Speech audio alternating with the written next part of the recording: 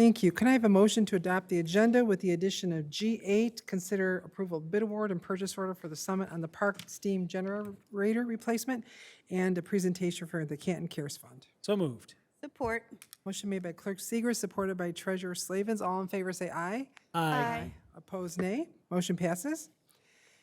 Can I have a motion to adopt the agenda? So moved.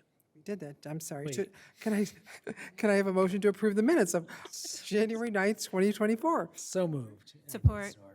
Motion made by Clerk Seeger, supported by Trustee Borninski. All in favor say aye. Aye. Opposed, nay. Motion passes. Can I have a motion to pay the bills? Madam Supervisor, I motion that we pay the bills. Support. Motion made by Treasurer Slavin, supported by Trustee Ganguly. All in favor say aye. Aye. Opposed, nay. Motion passes. So now we have public comment on agenda items only, and then there will be another public comment at the end on general items. But this is public comment for 3 minutes on agenda items only, where the board will listen to what you have to say for input to the agenda items before we vote on them later. Any public comment on agenda items only? I don't see any in the room. I'm going to look online. Anyone online? Seeing none. No hands raised for public comment on agenda items. No comment on agenda items only online. Okay, thank you. All right, so we have 2 presentations. Our first one is going to be Hopes Not Handcuffs. So if whomever is going to do that presentation could please go to the podium, and Chad, if you would like to, Director Chief, Chad, if you want to introduce them. If you would, I'm going to turn the mic over, so to speak, to Lieutenant Shulman. He's been instrumental in bringing this proposal forward, so we appreciate the time, and thank you. Like technical difficulties, going to bring his laptop over for the presentation, but I'll start. My name is Adam Shulman, lieutenant with the police department here. Approximately a year ago, I became involved with FAN, which is Family Against Narcotics, by going to the local area chapter meetings, which are once a month over in Wayne, and it kind of touched my heart and my soul in terms of, from our perspective, I believe sometimes we don't realize the family and friends that also suffer when those who are suffering from addiction either succumb to it or just reach their rock bottom, and the people that support them. So one program that FAN offers is Hopes Not Handcuffs, which is something where an individual can walk into our police department and seek help, and we will get that help for them through FAN, through Hopes Not Handcuffs and their Angel program. So with the support of the board tonight after the presentation, I hope everybody is in favor of it to make sure that we have the programs for our citizens, for people that need the help, because it's something that obviously is plaguing our society right now. And just because somebody is suffering from addiction doesn't mean that they're a bad person, they're just in a bad spot. And it's our job to help them out as servers of the community. So with that, I will turn it over to Kim, and she will take it from here. Just a minute, so is this being broadcast also then, do we know? Or is it just for in the room that we're seeing it? I don't know. Not sure. It may just be in the room. Okay, all right. Yeah, Alicia, I don't know. Okay. She's off. I think it is, yeah, I think it is just in the room. We'll have to put it online afterwards. Good? Thanks. Okay. I don't see it on the screen. Good? Just one second, Okay. sorry. They want to make sure that our TV audience can see it. We get big ratings, so Yes. we want to make sure. Very big ratings. They have it on the, a laptop, so it's not plugged into the Zoom. Gotcha.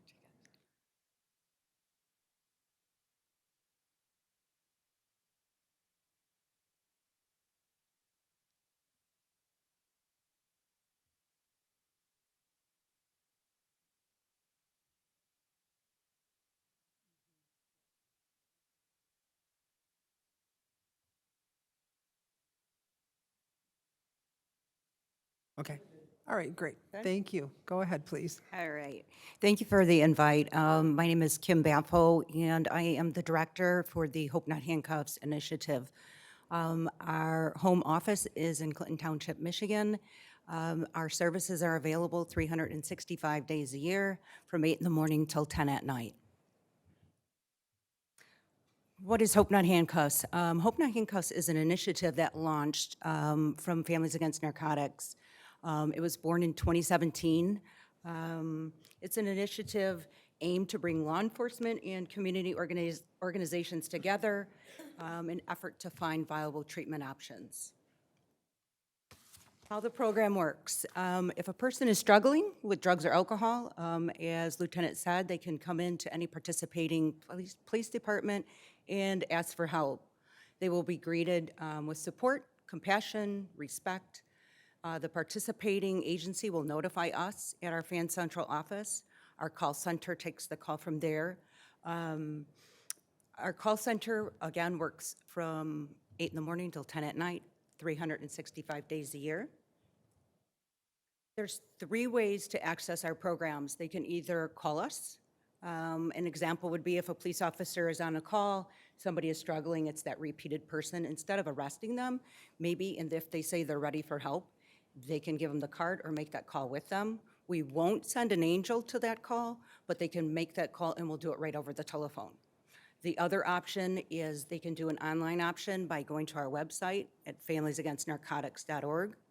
They can put an online request in, and one of our call center staff will call them within 20 minutes.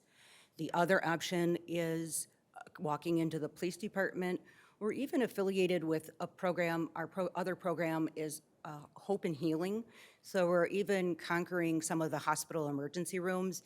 I kind of think it's real important that we get like local law enforcement. We're getting fire departments aboard and hospitals. It does save taxpayer dollars or people that have unpaid medical bills going to the emergency room all the time over and over. And the sad part is the emergency room and even law enforcement never sees the outcome. They never see the success stories. So that's kind of what we do too. We capture the data. We like to provide that information to our police departments and to our hospitals as well. Road officers, as I mentioned, with the community referrals, will give a little business card. It's got the Hope Not Handcuffs phone number. It also has the QR code. At the very least, we're that resource that they can either leave if the individual isn't ready. But again, if they are, call our Hope line and we will get them rolling. We do follow-up calls with all of our participants for an entire year. Here are some of the programs that FAN offers as well. So we have where we're trying to bridge the gap. So if somebody isn't quite ready, if we want to give them safe use, we want to provide them with Narcan. We do wound care. We link up with college interns. We have a quick response team, which is where local law enforcement goes out. We're in 19 departments right now. But we have law enforcement that goes out with a family recovery coach and a peer recovery coach after an overdose. So they're taking the Hope Not Handcuffs program literally to their door. We have a redirect program, which is currently piloting in Macomb County and hope to grow that program as well, where it's those that haven't entered the criminal justice system yet. So if they get pulled over, they get this pink slip, they're to call us, and they're in services with us for an entire year.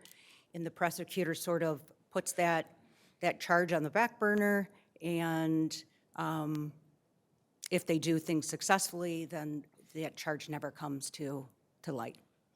Then we have our Hope Not Handcuffs program for those that are ready for treatment. We have the Navigate program, which is all of our peer-to-peer programs. So it's peer recovery coach and family recovery coach. The family is often forgotten. They never know what to do with their loved one. So while the loved one's in treatment getting help, the family member is getting a peer coach.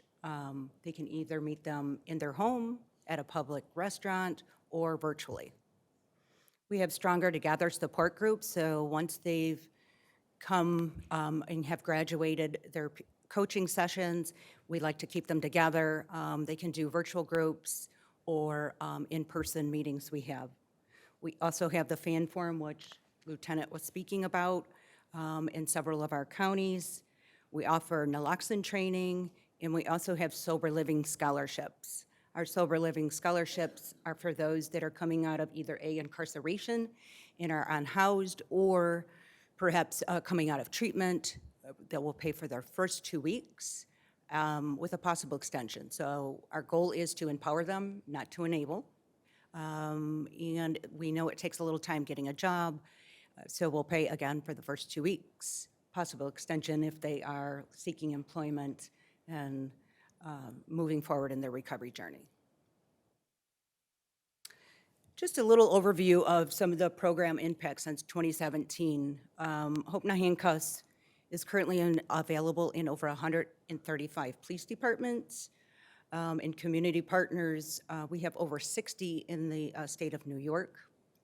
Hope Not Handcuffs has made over 11,400 connections to recovery resources, and that 11,400 is actually connections to treatment. We have placed that many people into treatment.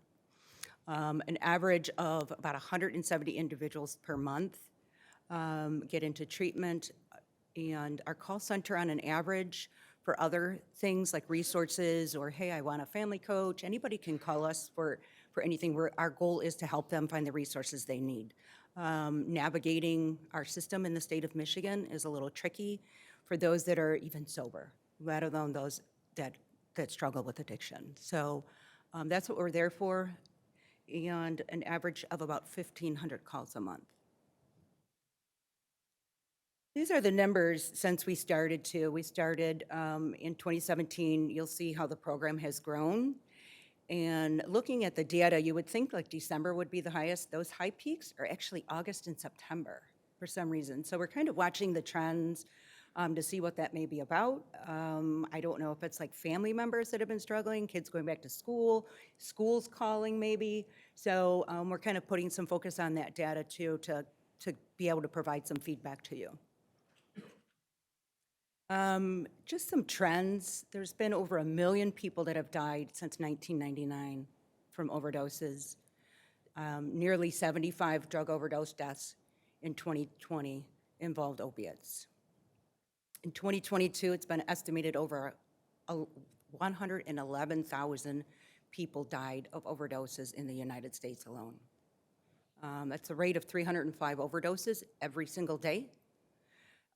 Just today, being the 23rd day into a new year, we've assisted over 190 individuals find treatment, so that are on their recovery journey. It's going to take an entire village, it takes all of us to lend that caring hand, and that's what we are doing at Families Against Narcotics and the Hope Not Handcuffs initiative. So next steps would be, if you were to adopt this program, would be review the MOU, sign, and we get the police trained. We do like a stigma reduction, Addiction 101, and how the program works. It's a very quick training. They can either opt in for in-person training, or we even have it conveniently recorded so that the officers can watch this right in the comfort of their home or their vehicles. We do respect that overtime is tough, and officers are short right now in a lot of departments, so we recorded it. So we select a launch date. Timeline for a launch is generally 3 to 6 months, but I know we've been kind of communicating and working on this, so I anticipate that could happen sooner once the trainings are done. We also look for community members to get involved. So we do our volunteer angel training. We'd like to host an in-person training, but if that's impossible, we'll even move that to a virtual one. Something with that up close and in person, I feel we get a bigger buy-in from community members, in that there's very flexible hours. So basically, they go into a group chat for the Canton area once they've done their training, and only if they can respond. We have somebody at Canton Police Department, can you go? And they arrive in the police department, they ask for a blue bin, and we have a blue bin that has some comfort items, some things that they can take to treatment with them.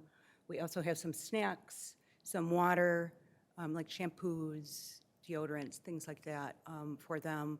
The idea of the angel is to make them comfortable, treat them like, you know, the humans that they are, and contact our call center, and our call center takes the wheel from there. We ask the angel, go to the front desk and return the blue bin and wait for transportation, because the goal is to always get them placed right from the police department. So we work with Uber, Lyft, and private transports, depending on what area of the state we're in. Any questions? So we will have, since you're on the agenda, when it comes to that agenda item, we will probably bring you up for some more questions. Okay. All right, thank you. I had a question. We want to wait till we come to the Okay, agenda? that's fine. Okay, thank you. Thanks. So now we have our presentation from Canton Cares.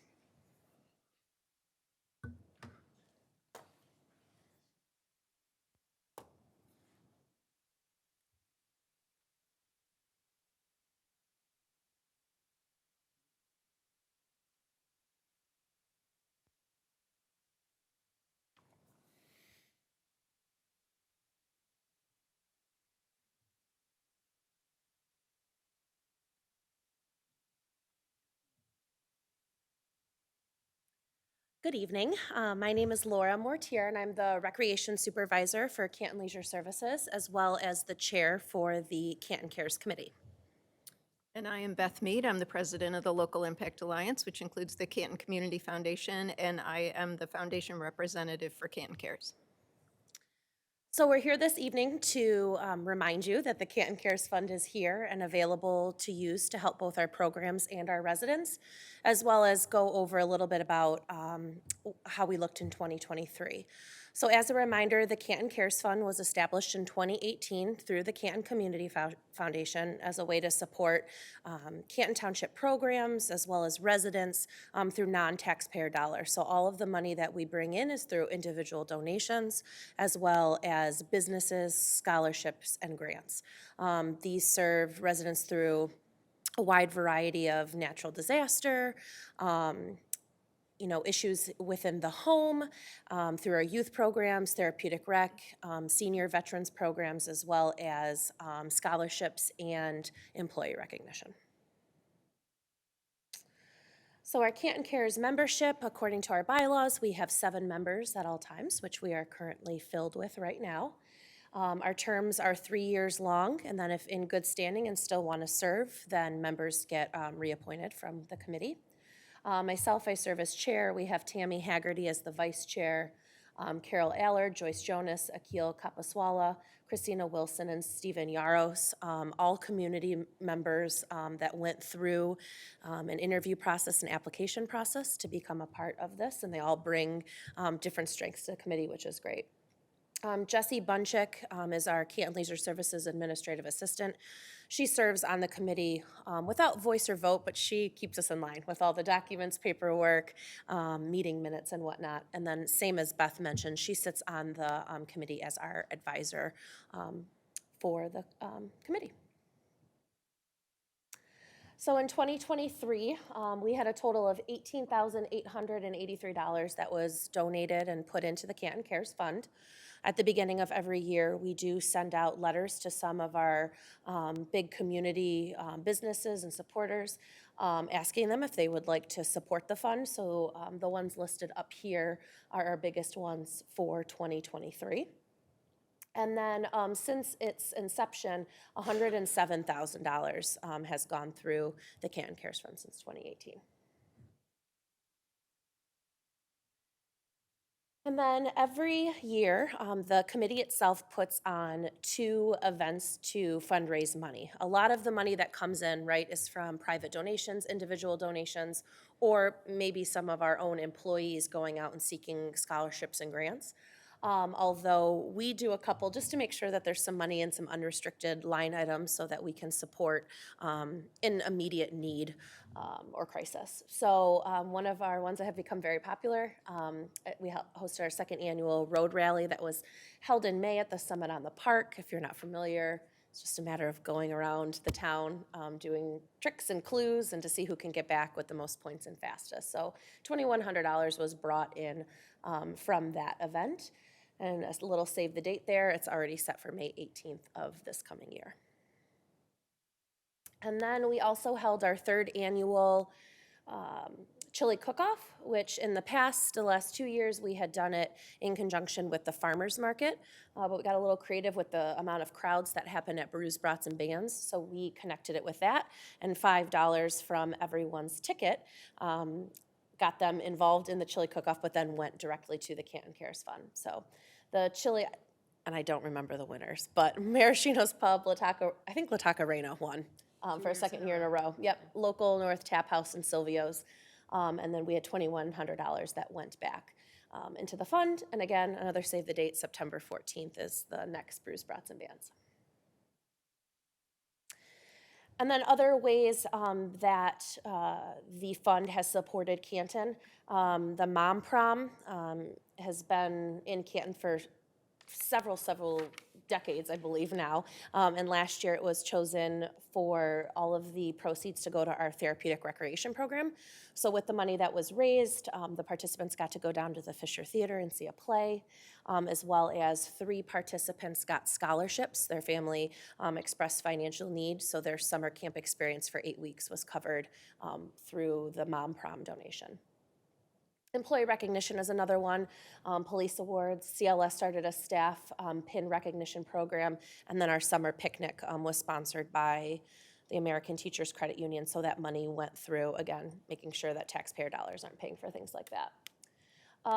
Another neat partnership we did is we hosted an MLK event again this year at the theater with Plymouth Canton Community Schools, and then we partnered with the Chamber, and they donated $1,000 through the Canton Cares Fund that gave a $1,000 college scholarship to a student who won an essay contest. Our peace pole that was installed spring, summer. Again, families, individuals, businesses, churches donated money through the Canton Cares Fund to be able to install that peace pole that now is there for all of us to enjoy.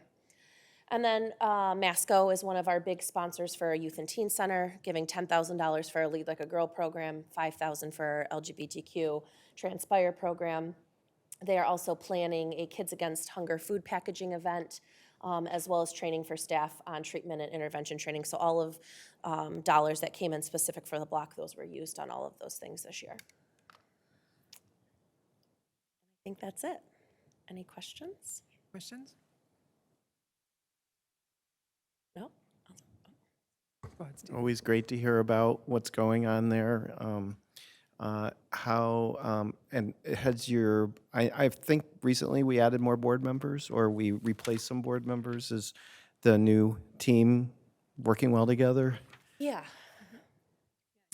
I think they're much more engaged than they have been in the past.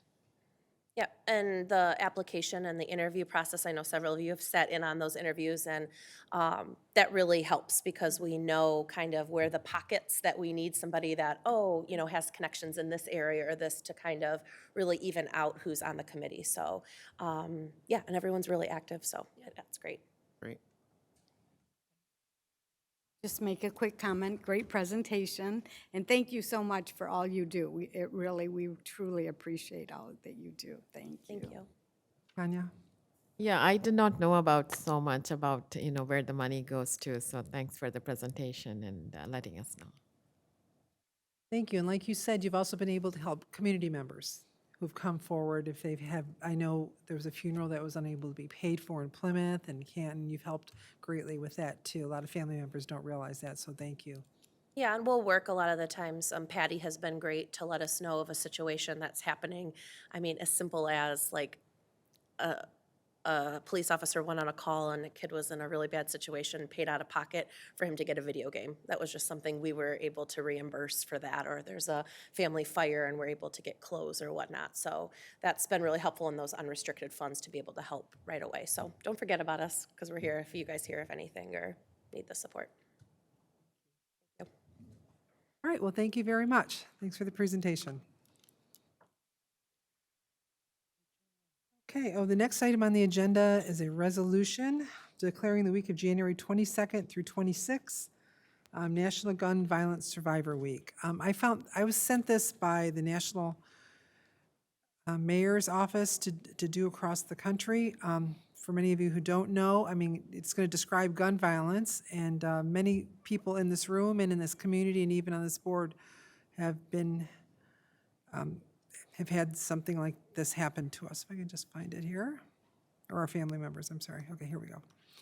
So resolution declaring the week of January 22nd, 2024 National Gun Violence Survivors Week and honoring all victims and survivors of gun violence and uplifting the resilient voices of survivors across the nation.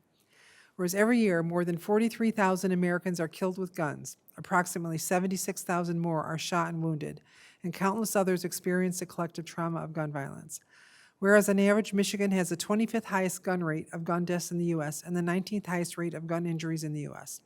Whereas Michigan has the 36th highest gun rate of gun suicide deaths in the U.S. and 56% of gun deaths in Michigan are by firearm suicide. Whereas firearms are the leading cause of death for children and teens, with an average of 103 children and teens dying by gun every year, of which 31% are suicides and 64% are homicides. Whereas gun violence costs Michigan $16.8 billion each year, of which $380.5 million is paid by taxpayers.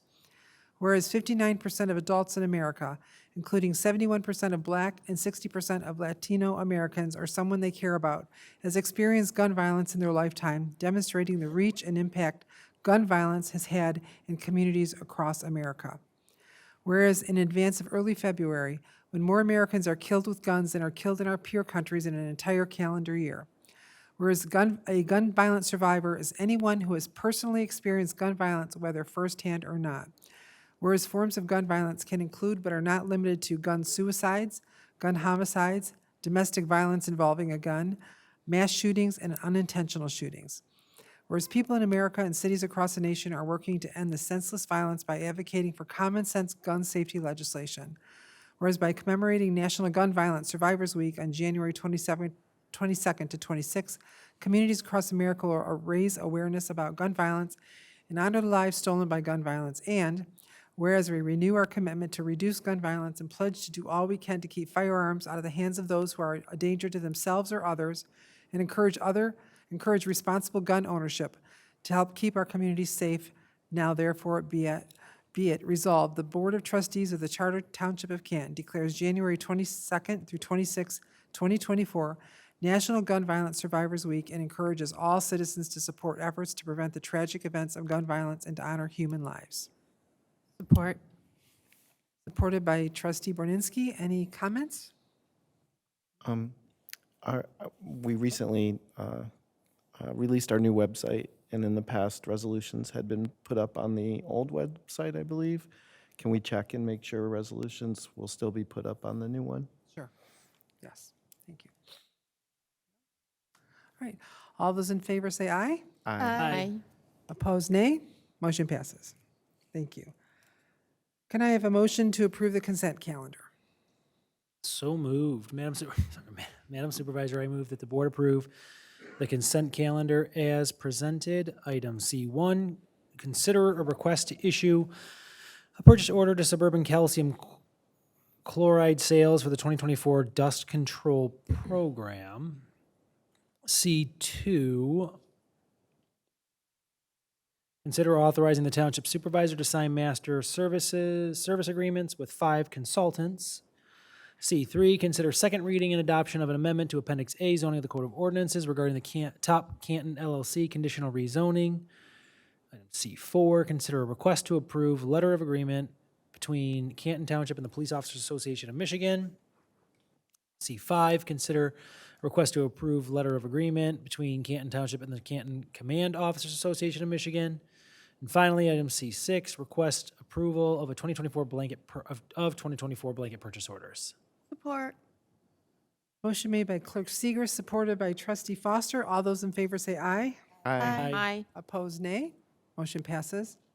Moving on to the general calendar, G1, consider awarding Phase 2 Food Waste Compost Pilot Program to Michigan Consulting and Environmental for project management and staffing services.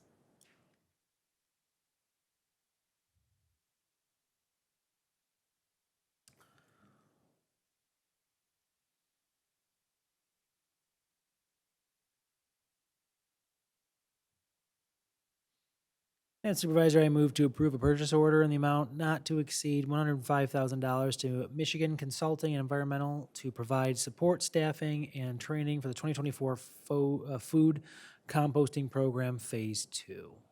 Support. Motion made by Clerk Seeger, supported by Trustee Borninski. As a result of the May 17, 2022 study session on food composting, a pilot program to test the interest of Canton Township residents was implemented for 2023. During 2023, the pilot program was successful, and the township is now prepared to enter into the next phase by expanding the number of participants and actively recruiting business participants. Additionally, the township is seeking more locations for convenient material drop-off locations. To manage this phase of the pilot program, the township will partner once again with Michigan Consulting and Environmental to manage the program. MCE successfully managed and operated the first phase of the pilot program. The township received positive feedback about MCE and their management of the first phase. It is also important to note that MCE has been proud to provide a variety of environmental services to its customers and municipal partners for nearly 30 years. Their experienced engineers, project managers, geologists, and technicians have provided solid waste management, monitoring, and consulting services for Livonia, Westland, Gratiot County, Central Wayne County Sanitation Authority, Huron-Montefiore and Flat Rock, and the Greater Detroit Resource Recovery Authority. MCE understands that Canton Township's long-term goal is for food waste composting to become a standard for township residents and continue to divert a higher volume of food waste from landfill. MCE looks forward to assisting Canton Township in its landfill diversion efforts. An amount not to exceed $105,000 is being sought for approval. Director Norwood, do you want to make any more comments and talk about how many people we've had before and how many people we hope to get? Thank you, Madam Supervisor. Yes, this has been a pretty successful program for us as a pilot. We've had over 400 participants that have registered. I think we've had more people participate than who are registered. So we're prepared to, looking to double the size of the program. But we do want to get the business sector involved. So we'll be actively pursuing through the DDA and other parts of the township to participate in looking for other locations where we can drop off material. Because so far we've been pretty successful in not creating other problems with this material showing up at the current drop-off locations. And they also bring in fertilizer in spring also for the residents. Yeah, the upside of the program, we do get composted materials delivered to the DPW yard that's available to Canton residents. Thank you. Any questions or comments? Diane? Make a quick comment. It was a great pilot program, and I'm glad to see that we're growing it and that we're going to try and encourage businesses as well. So the drop-off stations, you'll probably have more, but you'll continue it's at the Summit, Fire Station 2, and then Walker. Walker Winter, yeah, Okay. the elementary school. Yeah, Okay. we'll continue those, and then we'll look for other places too. Tanya? So how are you going to handle the businesses? Like, I'm assuming they won't get smaller bins, like. Well, each one's going to be unique as far as they do Okay. it, but we want them to also take from the residents too at the businesses, so. Oh, okay. That's. Because we're not going to provide composting to the business sector itself, but we want them to Oh, okay. participate. You want businesses to Participate in it participate and in also help our residents too. All right. This is a great program. We are part of it, and we always keep hearing when can we participate from other residents. So Yeah, the results are pretty astounding. Yeah, I'm grateful for this program, the pilot program, and I'm excited about the expansion. Anything we can do to prolong the life of the landfill that we have here in Canton Township is both financially in the best interest of the residents, but it's also like the environmentally friendly thing to do.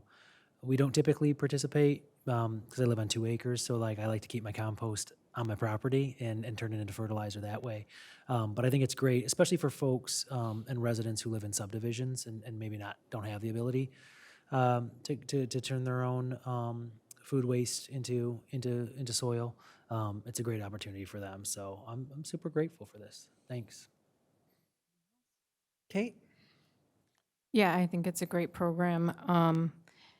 I think that at Walker Winter Elementary, we had some participation from the school itself. So I would hope that maybe we could get some more schools involved. We've had some preliminary discussions at the high school campus, but we'll see how that goes. They have some unique challenges that we got to work through, so. Sure. Let's get Location some is the elementary stuff. schools. Yeah, yes, yeah. Just because, then there's an opportunity for them to not only participate, but to educate. And I correct. think that's something that we should be fostering. I have seen the emails and the posts on Facebook about expanding the program, so I think that's great. Great the word's getting out. And I'm going to challenge Michael that you can participate in both food composting and via this program and composting at home with your yard waste. So anyway, you can do both. Yes, we also asked the superintendent of Plymouth Canton Schools to increase that, because I sat in a cafeteria once at the elementary school last year, and I watched all these little kids just dump their food into the garbage. So I just pointed out to her, I said, you might not know, but that landfill down the street, we're looking at 7 years tops now. We have to slow this down. All right, great. All those in favor of the motion say aye. Aye. Opposed, nay. Motion passes. Thanks. Item G2, consider waiving the bidding process and award a purchase order to A.M. Higley for architectural and engineering services for the Public Works Storage Facility expansion. Madam Supervisor, I move to waive the bidding process and award a purchase order contract for architectural, mechanical, electrical, structural, civil engineering, and geotechnical investigation services to A.M. Higley in an amount of $82,933. Support. Motion made by Clerk Seeger, supported by Trustee Snyderman. As part of Canton Township's effort to effectively deliver and manage operations, maintain equipment and inventory, and expansion to the existing DPW storage facilities necessary. Working with the various managers within the Municipal Services Division, it was determined that an 80 by 100 building be constructed in the Public Works yard. To advance the project, the Public Works Division is requesting the use of services of A.M. Higley. A.M. Higley is the township's current construction manager firm under contract through 2024. Higley has agreed to hold their pricing and fees that were competitively bid out by the township. The township services A.M. Higley are providing to the township has resulted in projects that are completed timely and under budget. The pool is one example recently. Director Norwood, do you want to add anything? I don't have anything else to add, but I'm happy to answer any questions. Questions? Okay. All those in favor of the motion say aye. Aye. Opposed, nay. Motion passes. Item G3, consider award of design for roadway repair replacement of concrete roads affected by ASR to Spalding to Decker. Madam Supervisor, I move to waive the Canton Township bidding policy based on the information provided under the background section above, and to approve a budget amendment as listed above, and to issue a purchase order in the amount of $368,200 to SDA to perform survey, design, permitting, and bidding of the repair and/or replacement of concrete roads in the identified local subdivisions. Motion made by Clerk Seeger, supported by Treasurer Slavens. Engineering Services are requesting to issue a purchase order to Spalding to Decker for the required design work to repair and replace local concrete roads affected by ASR in the amount of $368,200. This is the first required step in the process to make the necessary repairs and/or replacements for 6 local subdivisions under Wayne County jurisdiction in the township because of roadway failure due to ASR. Once the design work is completed, Engineering Services will be seeking contractors to begin the repairs and/or replacements. Additionally, the township will host a meeting with the impacted local subdivisions to update the residents on the completed designs and proposed schedule for construction. So on August 8, 2023, SDA was awarded the evaluation of the subdivisions at this board table, and they came up with 6 different subdivisions. Now remember, this is also the funding that Representative Ranjit Puri was able to get us to do this. So just to name the subdivisions: Brookside Village number 5, Meadowbrook number 1 and 2, River Park number 1 and 2, Stone Gate, Sunflower Village number 8, and Sunflower Village number 12 that they determined experienced this ASR deterioration. Director Norwood, do you want to add anything? Thank you, Madam Supervisor. As the board knows, the ASR issues have been pretty severe in the township, and this is, we're very thankful for the funding that Representative Puri was able to get for us. And this is we're heading towards construction now. We'll get this designed up, and it probably will take 2 years, but we'll see what it comes back on design, and the contractors are available to get this done. So our idea is to resolve this issue once and for all in the township. Thank you. Questions or comment? Summer. I'll just make a comment. In 2018, when we started the Roads Task Force, there was a lot of interest in the work that we were doing from the subdivisions in the community that were impacted by ASR. We knew that the amount of funding needed to fix those road projects was going to be massive, and it wasn't something that the township could do on our own, even though we were doing the roads improvement plan. I'm so grateful to Representative Puri for bringing $5 million to Canton Township for these projects. And I'm happy that we're kicking off these projects and getting them started. It's a huge win for this community and for these subdivisions. Tanya? Yeah, I concur with Summer that, we are finally starting to use these funds that Representative Puri got us, and along with the, all the other road repairs that we are doing with our road millage. And I think this would be a good start for all the neighborhoods. Like my subdivision just goes into Sunflower North, so I know how people have been waiting for this. So it's important that this is getting done. Thanks. Michael? For most of my life that I've lived here in the township, and whenever people would complain about the roads, whether it was Ford Road, whether it was the major roads, whether it was the local roads, the response from the township in particular was always townships don't do roads. That was always the answer.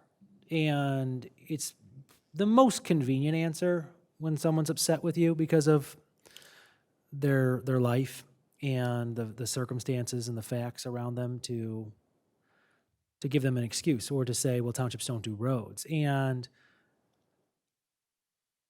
shortly after getting elected in 2016, it was abundantly clear that many townships in Michigan do roads.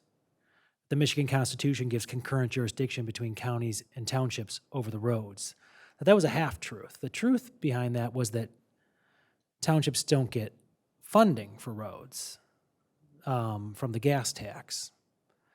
And I was really grateful in 2018 that we formed the Roads Task Force, that they did that hard work, looked at the problem in Canton Township and said there's about a $240 million problem in Canton, which is that the roads are abysmal, and there's no revenue associated with fixing those roads. And the recommendation that kind of came forward from the board to the voters, and that the voters voted on, was to institute the local roads millage and aggressively go after the local roads in the subdivisions through the matching program, to go after the major roads to the tune of millions of dollars every single year.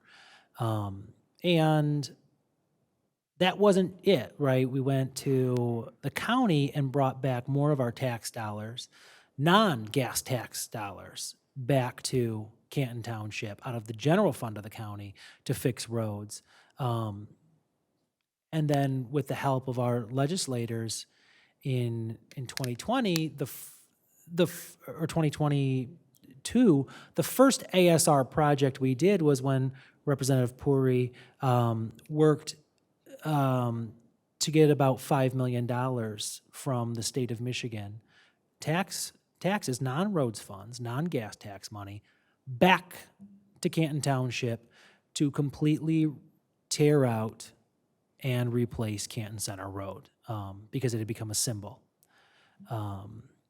And then to come back a year later with another $5 million of our tax dollars brought back to Canton Township, non-gas tax money, right, to go after the ASR roads in the local subdivisions. When this is all said and done, there will be no more ASR in Canton Township, which is a long journey from 2016, when we said to everybody, call your county commissioner, call your county executive, because townships don't do roads. I don't like excuses. Canton Township residents deserve more than excuses. This township does roads, and we're going to do a lot of roads with this money. And I'm very grateful that Representative Puri brought this money back to Canton Township. Stephen? Thank you. Totally agree with what's been said. I'll try not to repeat that much of it.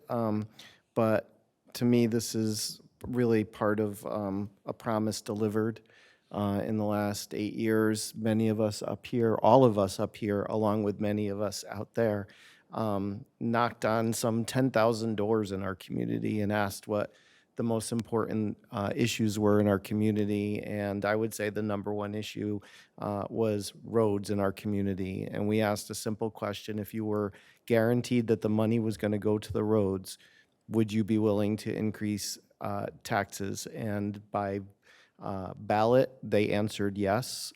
And now for 5 years now, we've been delivering on that promise. So along with our state reps, in this case, Rep. Puri, we're able to deliver on this promise and have a community where potholes are not the prevalent issue anymore. Not that they're fully fixed, but we're really getting there now.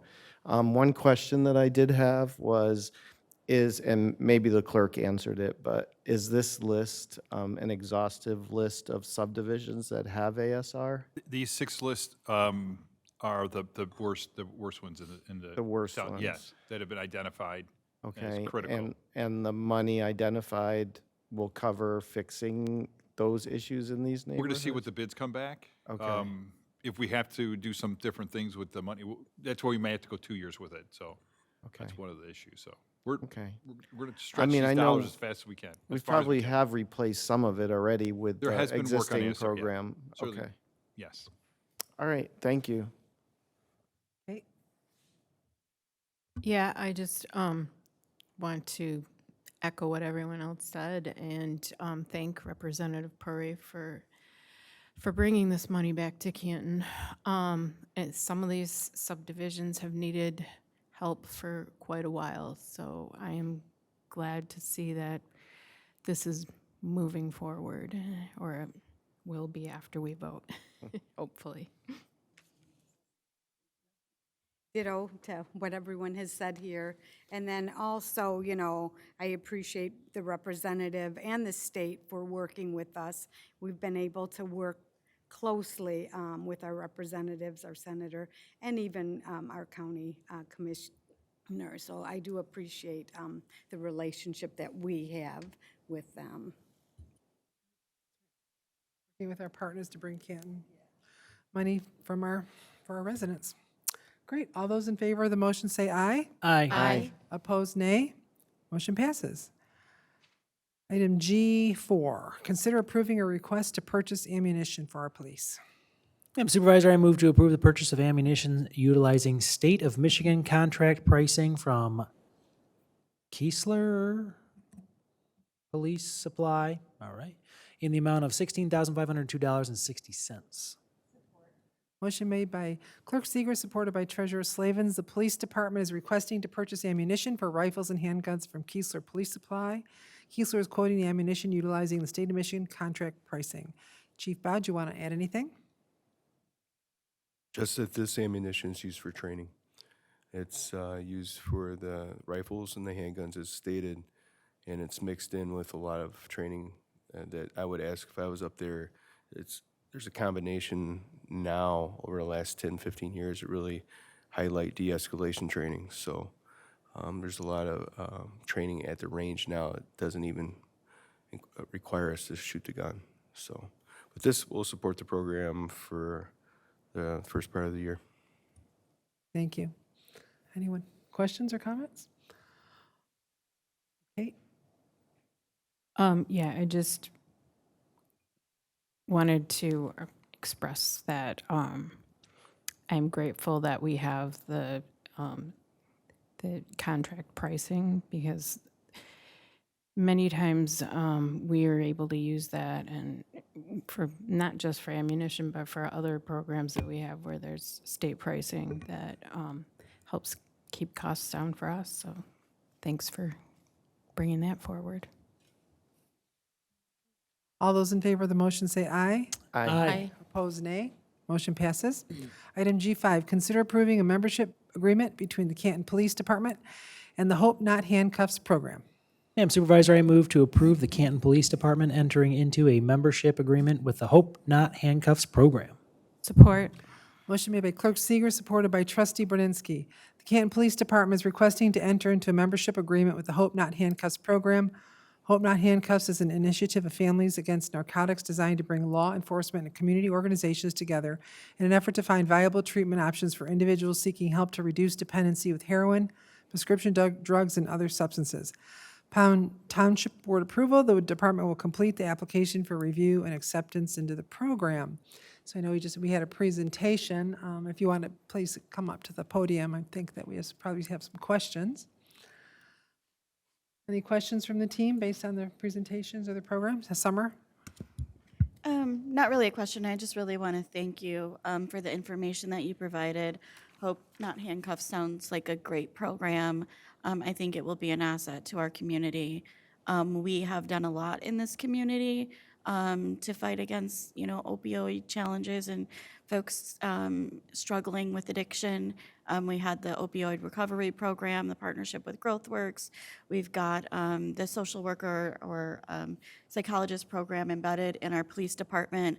And I'm just really proud that this township takes people, the struggle with addiction seriously, and we're looking to find solutions and not just put people behind bars. So I just really want to thank you for your presentation and your work. Thank you. Thank you for the invite. Tanya? Yeah, I just wanted to know about the angels. Can you just elaborate how do you provide them training, and how much success have you seen in the other communities? So our angel training we include a Narcan training as well with that. It's about 2.5 hours. We also keep our volunteers engaged by doing other things like going to fan forum meetings.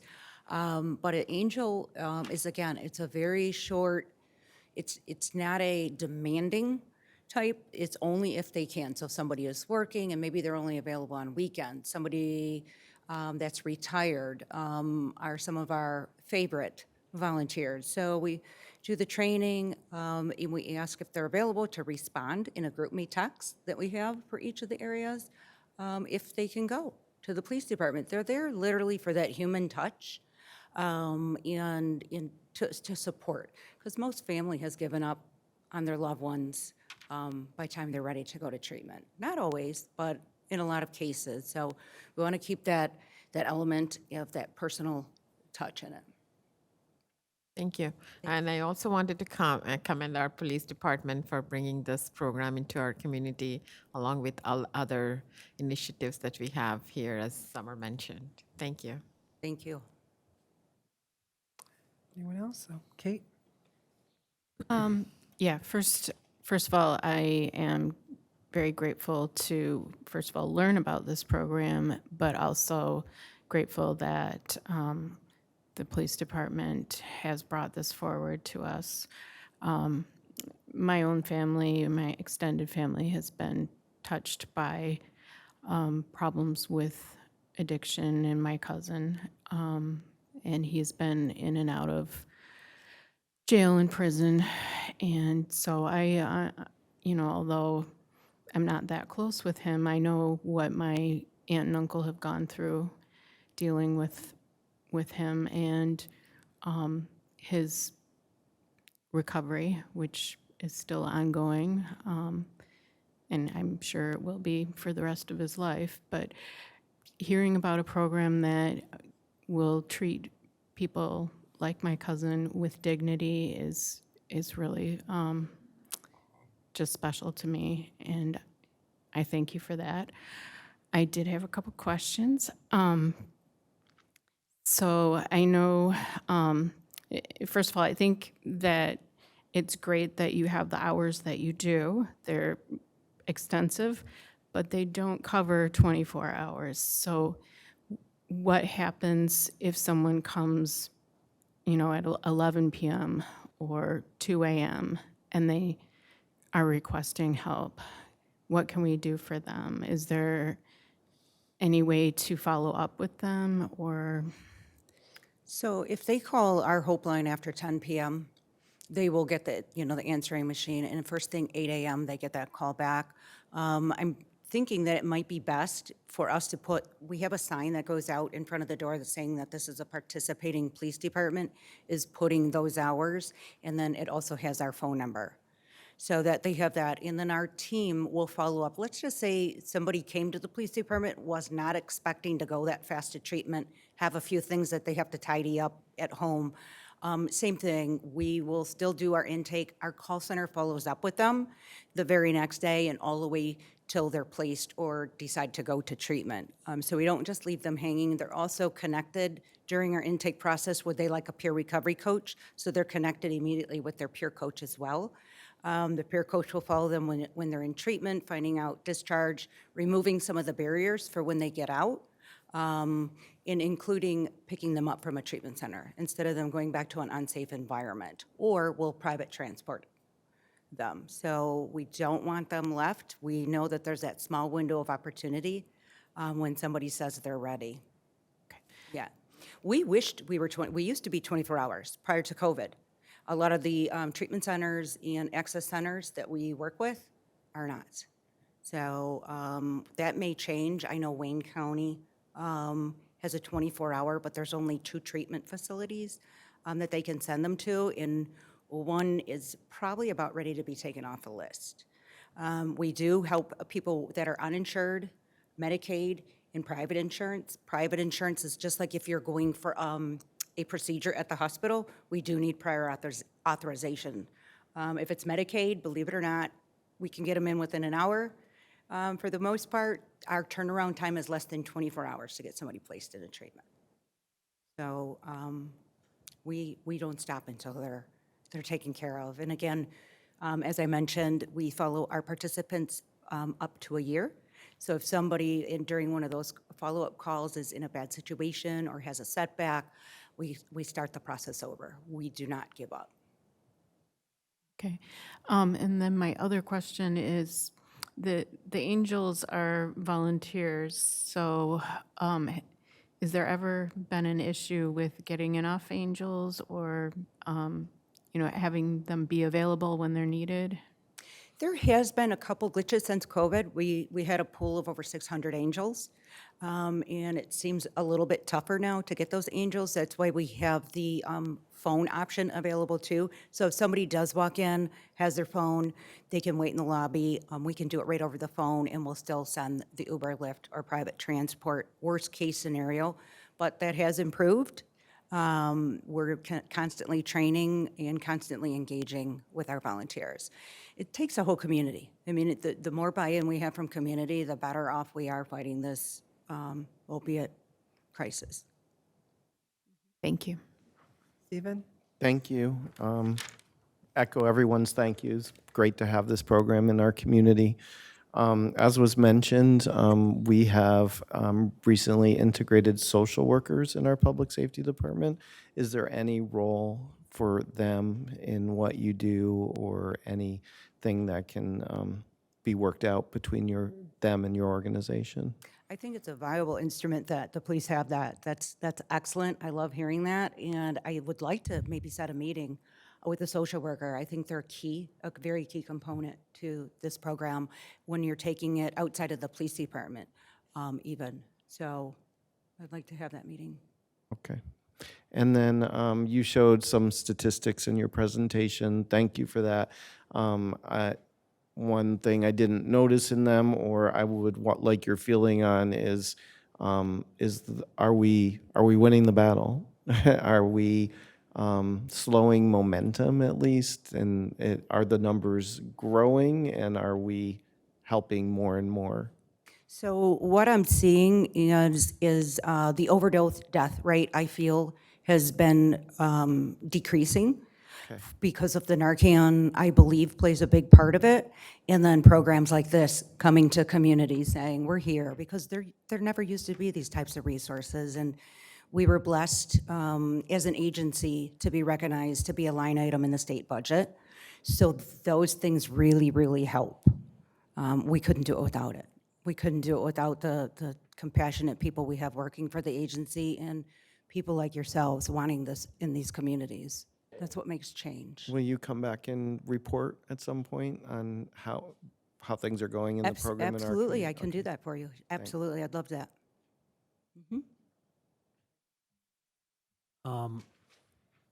Yeah, I would just say how proud I am of our public safety or police department, Lieutenant Schulman. Thank you for being open to this. We've come a long way from, the 1990s and 2000s, from the kind of scared straight, zero tolerance, really fantasy world of trying to deal with public health that failed people and helped create the problem that we currently have today. So I'm really, really grateful at the openness and the professionalism of our police department in bringing this forward. I would bring up to the board, we did have an appropriation in the state budget last year, I believe for $2 million that will kind of serve two purposes. One, it will renovate the blighted former township hall over on Getty's Road, which is ironically the old Western Wayne Narcotics coordinating from a police, from a law enforcement standpoint building. And there's a desire to have kind of like a human services, public health, substance abuse kind of operation out of there. I would say it would be awesome to see this membership maybe expand to Hope's Not Handcuffs having a role at that facility. When you look at the resources that we have, when you look at what we're putting into this, it's a step in the right direction. So I'm grateful for this. Thank you. No question, just that. Would you like to explain why you think this is helpful to the police? I think this is very helpful to the police because, like I said in my opening remarks, I think sometimes we go run to run to run. I've been doing this for 16 years, so some things get blurred together for us. But ever since I've been going to the fan meetings and speaking to the people who run fan, and even the people at the meetings there's people who suffer from addiction that show up. There's families that haven't seen their loved ones. They're worried about getting a phone call from a coroner somewhere in this country saying that their loved one's dead. And that kind of struck a chord with me, being from a police perspective, that we need to change our mindset. We need to change how we view things and do what our job is, which is to help people. And take that extra minute, 5 minutes, an hour, whatever it is. I don't care what my officers do on my shift in regards to these things, to help the people, help the family that needs it. So I think by bringing this program to the police department, it will give us that avenue to get the people the help that they need. Like I said, just because somebody is suffering from addiction doesn't mean they're a bad person at all. It means they're in a bad spot. It's called addiction for a reason, right? So if we can break that cycle, we can provide them the outlets that they need and the services that they need to better themselves, then I think we all win. Thank you. Very well said. I'd like to say also why I'm grateful for this program. I mean, you talked about the Scared Straight program. So on January 21st in 2014, my 24-year-old niece died of a fentanyl overdose. So that was 10 years ago this past weekend, and my family had many moments of silence. But the programs like you spoke of, Scared Straight and putting her in jail and shaming her, didn't work. And I'm really grateful that we have these safety nets, that we've been able to put into place, because this is what helps people. The social worker, the diversion programs like this. And I mean, this is really important. And I wish we would have had this a long time ago, but I'm hoping that it helps to save more people. But thank you. Madam Supervisor, I have one statement, if you don't mind. I think it's Chief- important to everyone Chief, here. sorry, a little closer. Thank you. I think it's important everyone here would to know, like after 10 o'clock, now I can defer to Lieutenant Schulman on this, but our officers will find resources or exhaust ways. What we have learned in our partnership with GrowthWorks, our partnership now with FAN, likely, we are resource brokers often. We just solve problems. And we'll find a way, to find support, after 10 p.m. And I'm sure their program's going to evolve, and there's going to be ups and downs with numbers, but we'll find a way to support those folks. Thank you. And also, those new mobility crisis vans are being deployed by Wayne County also. So I see there's probably an intersection there. All right. Yeah. All those in favor of the motion, sorry. Thank you for sharing your stories, ladies, too. That's huge. I appreciate it. Thank you. Thank you. And I've been to many fan meetings, and they are great for families also. I love the butterfly releases. So they have, you go when you've lost a family member, you're just caring, and they have the butterfly releases and the pictures of everybody, and they release them. It's hard getting the butterflies out of that cage sometimes, but it was a nice, thank you. Sure. Sure, you want to go up to the maker? Yeah, so they can hear you at home. Thank you.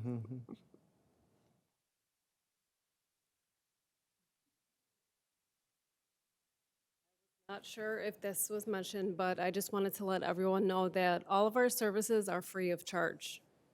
So for every program, Hope Not Handcuffs, everything is free of charge. Thank you. All right, all those in favor of the motion say aye. Aye. Aye. Opposed, nay. Motion passes. Thank you. Item G6, consider approving the purchase of Glock handguns, optics, and accessories for our police department. Madam Supervisor, I move to approve the purchase of 110 Glock handguns and proposed accessories along with the proposed trade-in credit for 95 Glock handguns for a net purchase price of $86,638.90 from Keesler Police Supply Incorporated. Support? Support. Motion made by Clerk Seeger, supported by Trustee Snyderman. Yeah. 6, is that right? On G6, right? Okay. Upon completion of a formal invitation to bid process, the police department is requesting to trade in their current Glock handguns and purchase 110 Glock 45 MOS handguns, mounted Holism light optics and accessories from Keesler Police Supply Incorporated in the amount of $114,188.90.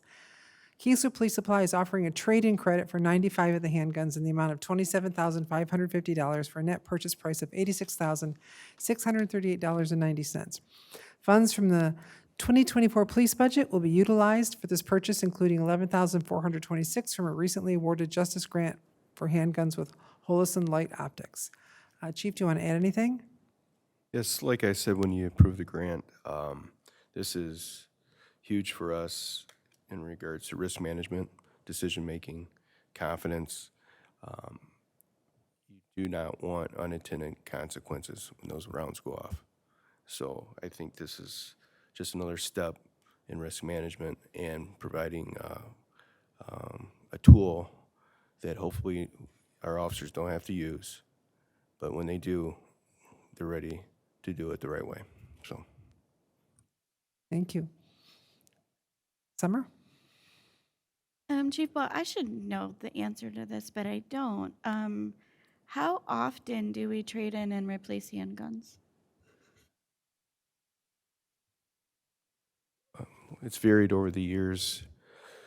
When you try to go back in history from 96 to, I think, 2002, we had a certain handgun then. We switched from 02 to around maybe 2014. And we're switching again here soon, if this is approved by the board. The main issue with About this, 10 years? it could be, but the main issue here is the optics. Because on the top of the gun I have right now, there's a mounting system that you have to have. And that's why without the mounting system, we can't add that optic program. And if you see an officer's belt, there's a lot of things on that belt right now. There's a flashlight that we want to have on the handgun that never gets removed. So in a high-risk situation, you have, probably 5-6 seconds when you're trying to put a flashlight on a handgun. So in those situations, the handgun will be already on the hand. The flashlight will be already on the handgun. Thank you. Yep. Good question, Michael? Why is Glock the preferred manufacturer? In my opinion, over the years ago, it used to be they were cheaper, and they were the best at the time for durability. I prefer personally the SIG, but the Glock is a wonderful weapon. It tests out, and in this situation, you have a generation of officers that have used Glocks for years, and to switch to a SIG right now or another weapon system would just take too much training time. And the price is going to be preferred. I know the U.S. military, including, their preeminent special unit in the Navy called the Navy SEALs. They're using the Glocks too, so. All right, all those in favor of the motion say aye. Aye. Opposed, nay. Motion passes. G7, consider approval of updated purchasing policy. Madam Supervisor, I move to approve the updated purchasing policy F10 purchasing procedure rules bidding policy to be effective January 24, 2024. Motion made by Clerk Seeger, supported by Treasurer Slavens. The clerk's office was placed in a difficult position in the new year as it prepares to meet the legal requirements of administering elections. Because of a discrepancy in how elections mail printers bill for postage, the clerk's office was notified they were not in compliance with the purchasing policy and as a result, unable to use an alternative option to respond to being dropped off by a current vendor.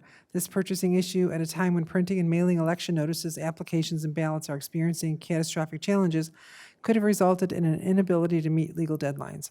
Under the existing policy, legally required mailings for other offices along with services from the U.S. Postal Service are exempt from the purchase order equipment. However, elections mail is not. This proposed amendment would solve this issue and ensure Canton elections are supported. Clerk Seegers, you want to comment? So the summary is pretty self-explanatory. Had some conversations with finance about potential areas in the policy where individual purchases could be exempted under specific circumstances. But as a result of kind of like a combination of changes to the law, changes to the requirements, and pretty fast timelines, essentially, because the number of legal notices clerks' offices have to mail increased like fourfold, because they decided to write election laws the way they did, all of the approved vendors were unable to meet the demand, and they began to drop communities and clients all around the state. And we were notified that some of our mailings couldn't go through our normal vendor. We couldn't get picked up by the next preferred vendor. We ended up not being able to go with our third vendor, predominantly because of how the purchasing was structured. We did find somebody to assist us. We were able to meet that legal deadline, which was good. But in that process, looking at the exemptions, I noticed that in 2015, when the exemptions were added to the purchasing policy last time, I saw that a number of things were in there with regards to like usually fairly like non-discretionary expenditures or mildly discretionary expenditures, like fees. Obviously, U.S. Postal Service is in there, accounting and auditing services, legal services, the printing and mailing of water and tax bills. So for some reason, the clerk's office never had anything added to the exemptions list in 2015 when that exemptions list was added to the policy. So I just proposed that we add elections. In reviewing the elections expenditures over the last, I would say, 5 years, 95% of those purchases are routine in nature. Additionally, the township gets reimbursed for all of the expenses for like the February 27th election. So there's, we would still stay within the budget. Any budget adjustments would still have to go before the board. However, in this instance, like to mail a notice, we wouldn't need to go to the board and have to potentially wait 2 weeks or something like that to get the approval. Any comments or questions? Great. All those in favor of the motion say aye. Aye. Opposed, nay. Motion passes. Item G8, the add-on, consider approval of a bid award and purchase order for the Summit on the Park steam generator replacement. Madam Supervisor, I move to approve the purchase order to DWG Plumbing Incorporated for the steam generator replacement for the Summit on the Park steam room for a total amount of $14,250. Support. Motion made by Clerk Seeger, supported by Trustee, Take your pick. let's see, Borninski and What do you like Snyderman. better? I said both of you.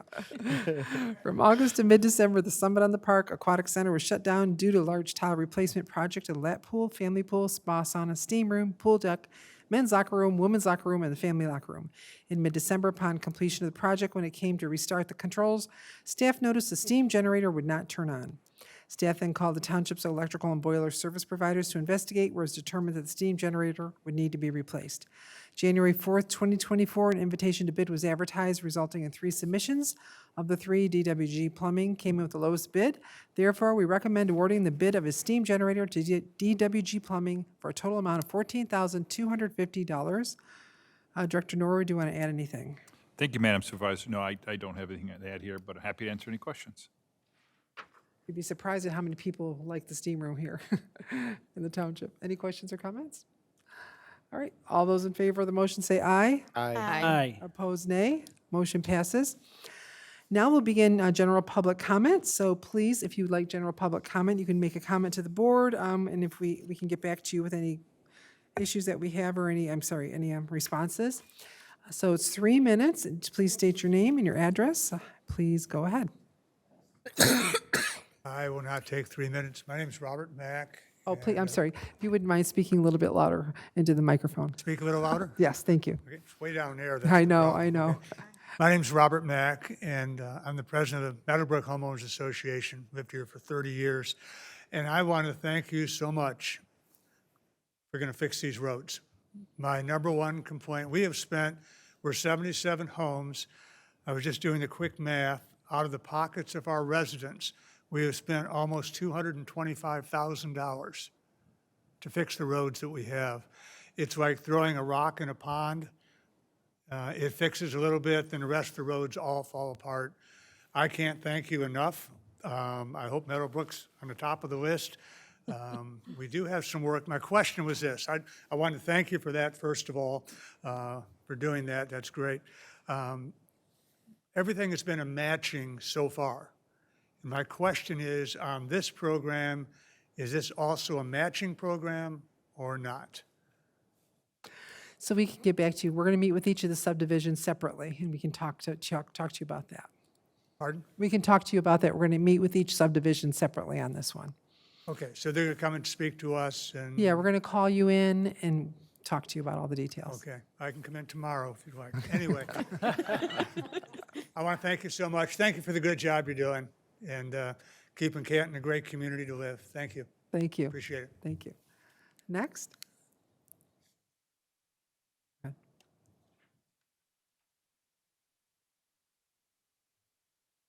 Good evening. Thank you for having me. My name is Derek Schneid. I live in 1610 Arlen's, or I'm sorry, a little nervous. I've never done this before. So I live in Canton here and on Willow Creek Drive. My request is that I'm looking for some support in having a new statute allowing residents, each resident to allow them to park an RV or trailer in their yard for up to 90 days. I don't know how I would craft that ordinance or statute, but I'd love to help somebody craft that and put it in front of the board, in front of the city of Canton, to allow us to do that.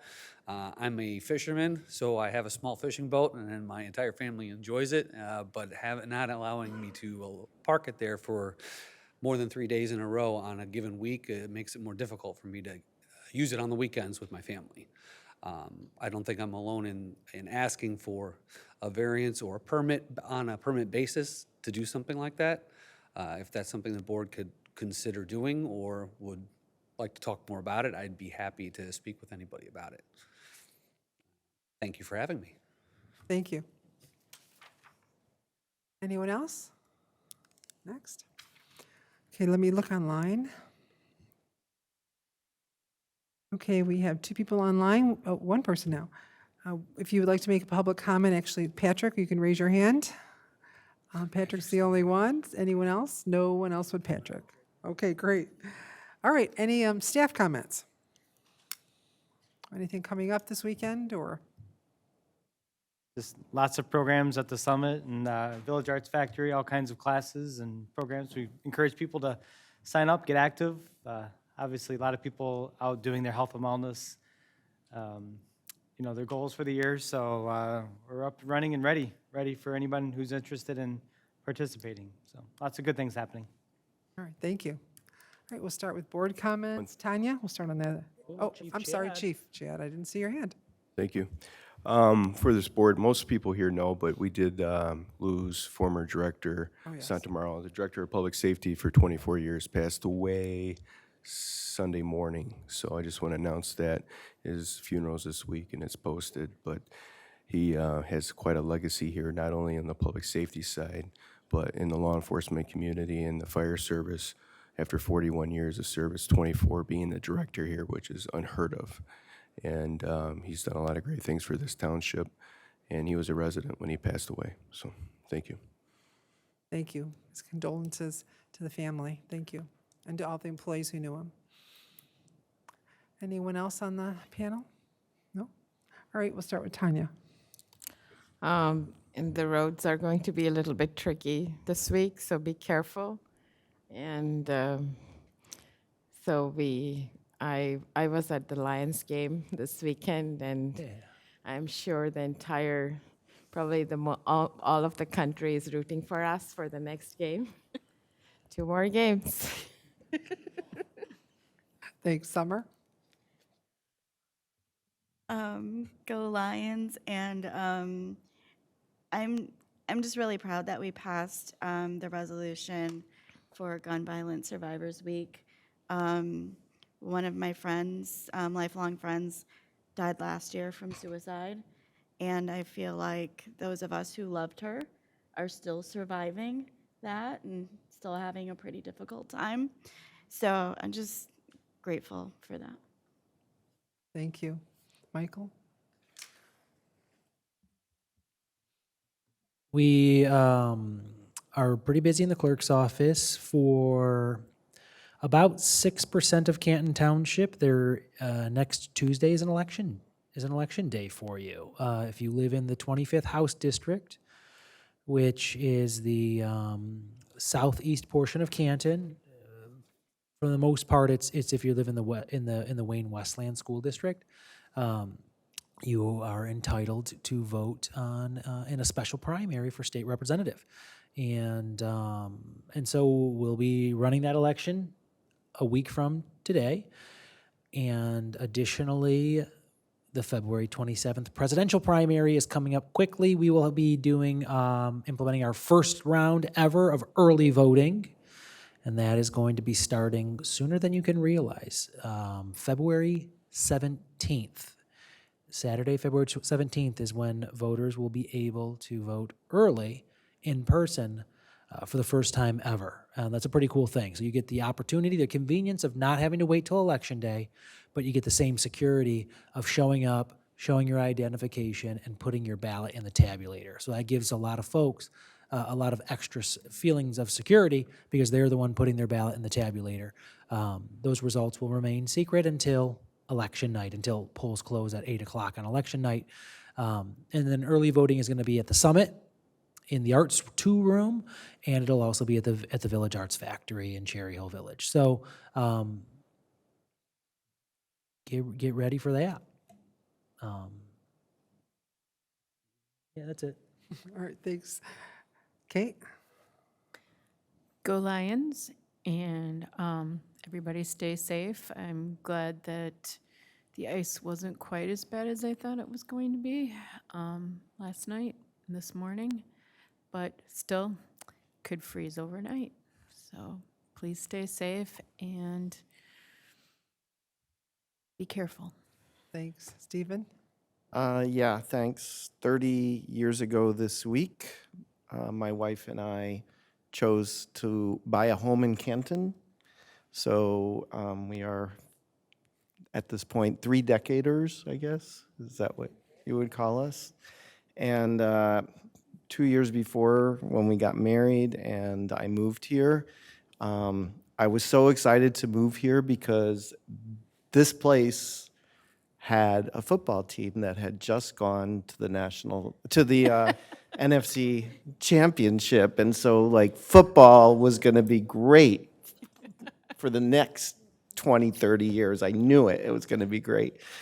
And if you had told me it was going to take 32 years for them to get back, well, I still would have stayed here because my wife and I and kids have really enjoyed living here, and Canton's a great community. And enjoy the football renaissance. That's all I have to say. Thanks, Diane. How can I beat that story? Sorry. That's okay. Just a reminder about the roads. They are very slushy, and we want to make sure if the buses are there, wait while the red lights are flashing. Don't try and drive around. The other day when I was coming home, one of my neighbors did that, so I had to have a little talk with them. So just a Diane pulls them reminder, over. be safe. And she was quite stern to me, too. Stephen, stop going around. No. And go Lions. Thanks. So just to let you know, I've gotten some calls, including my father. There are a lot of senior scams out there. Some of them have been around for a long time, but my dad called me about a month ago and said, which one of my grandsons are in jail? And I said, none of them. Why? And he said, I'm getting a call from someone saying they're my grandson and they want me to send the money to get him out of jail.